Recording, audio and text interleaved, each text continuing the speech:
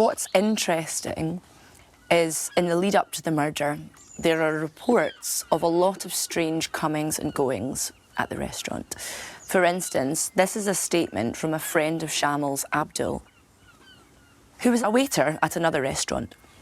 Abdul says that on the day of the shooting, Shamil suddenly asks to swap shifts with another waiter.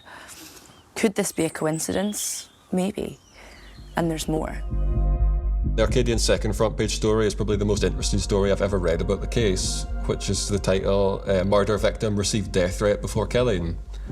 And murder victim Shamsuddin Mahmood received a death threat only 2 days before being shot at Karko's Mumtaz Indian restaurant.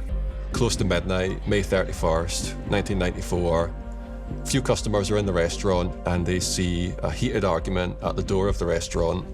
Two men arguing with Shamsuddin Mahmood.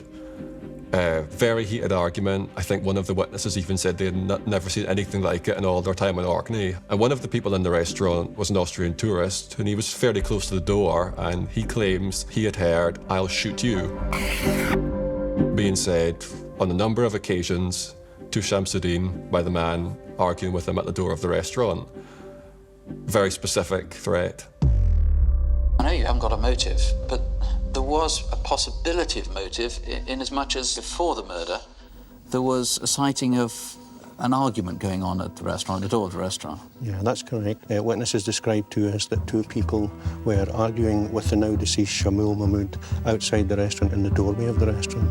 I think it falls off the radar completely in the public record in the case, and it really does appear to have been totally forgotten about. And you're left with a situation, I suppose, where somebody's in prison claiming they didn't commit the murder, and as far as I can tell, the police don't know who it was that allegedly threatened to kill the deceased 2 days before.